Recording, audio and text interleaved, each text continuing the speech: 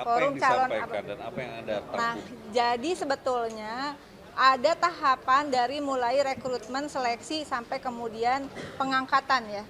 Pengangkatan menjadi CASN yang terbagi menjadi dua, yaitu status kerjanya PNS dan P3K begitu. Nah, pada tanggal ini udah lolos seleksi di 2024. Malah yang bidan itu lolos seleksi di 2023. Tapi harus nunggu pengangkatan, harapan mereka adalah di tahun 2025. Semua membaca bahwa perspektifnya selama ini akan bertahap dan selesai di Oktober 2025. Namun kemudian katanya ada rapat di Komisi 2 yang meminta agar pengangkatan itu quote and quote ditunda untuk CPNS diangkat di 1 Oktober 2025 dan P3K diangkat di 1 Maret 2026. Ini hasil kesimpulan rapat 5 Maret. Lalu kemudian berdasarkan kesimpulan rapat ini keluarlah surat dari Menpan RB bahwa menetapkan yaitu tadi yang harusnya sudah dilakukan pengangkatan bertahap tapi dengan alasan diminta oleh Komisi 2 mengeluarkan surat bahwa CPNS diangkatnya itu serentak di 1 Oktober 2026 dan untuk 2025 dan P3K di 1 Maret 2026. Menurut saya pribadi secara politik legislasi nih, bukan perspektif asal ngomong. Udah ada aturannya. Masa perlu kita bacain? Ya, semua tuh harus ada landasan hukumnya. Kita berhenti perdebatan apakah ini Komisi 2 sudah menyatakan mereka tidak meminta, bahkan harus cepat diselesaikan begitu. Tapi kita tidak mau masuk ke perdebatan itu, kita masuk dasar hukumnya Undang-Undang Nomor 20 Tahun 2023 tentang ASN, kemudian Peraturan Pemerintah 11 Tahun 2017, kemudian Peraturan Pemerintah Nomor 49 Tahun 2018, dan kemudian nanti ada surat dari Menteri Menpan RB begitu, juga terkait bagaimana tahapan dalam dari mulai perekrutan, seleksi sampai pengangkatan begitu. Ini berdasarkan peraturan Menpan RB nomor 6 tahun 2024 tentang pengadaan pegawai aparatur sipil negara. Silahkan dibaca bab 4-nya, di situ lengkap. Bahwa kemudian BKN mengatakan, iya mereka memang nanti harus dididik dulu, dilatih dulu untuk menyesuaikan infonya ya, yang saya baca di berita. Bahwa mereka ini nggak bisa langsung diangkat karena perlu ada penyesuaian dengan tempat kerja yang baru. Susah ngomongnya ya. Tempat kerja baru yang mana? Ya itu juga harus dikualifikasi dong. Nggak semuanya mereka ini kerja di tempat baru atau masuk dunia kerja yang baru dari sebelumnya. Contoh misalnya bidan, saya balik lagi bidan yang sudah lulus di 2023. Nah, apalagi yang mau diajarin sama mereka? Cara ngeden, melahirkan gitu kan. Itu nggak usah Pak.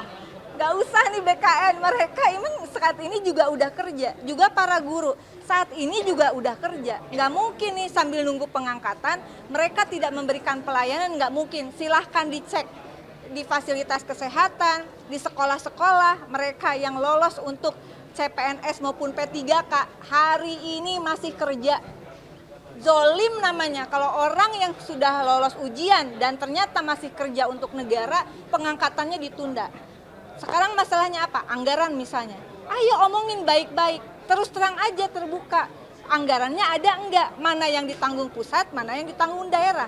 Kalau daerah memang sanggup dan mereka adalah tenaga kerja fungsional yang sangat dibutuhkan di daerah, ya angkat, nggak ada alasan kayak gitu.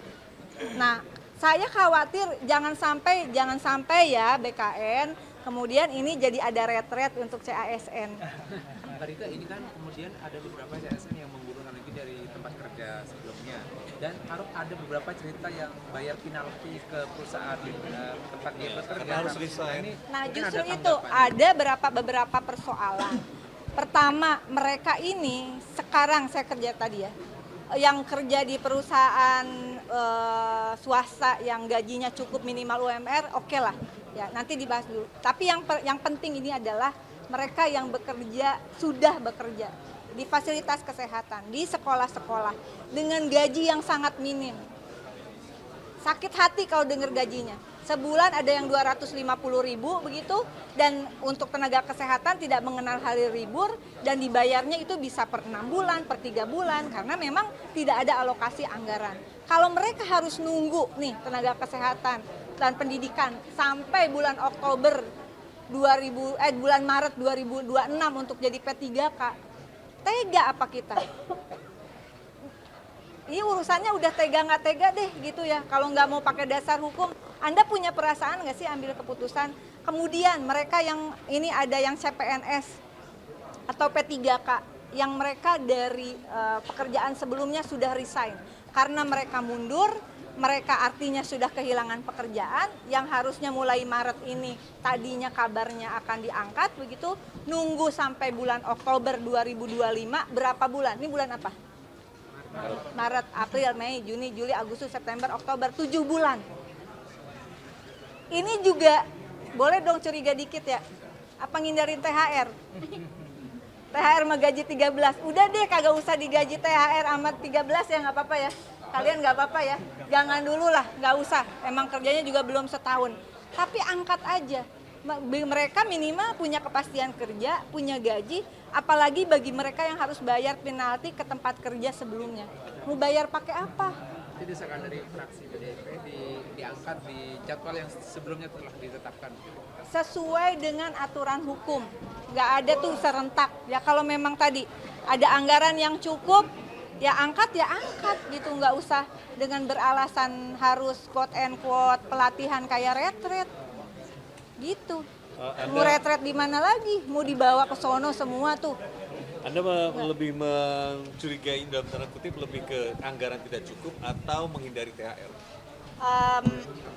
Secara garis besar, kalau boleh dikatakan inilah contoh kebijakan yang tidak matang, ya fluktuatif gitu ya, nggak konsisten. Padahal aturan hukum sudah ada.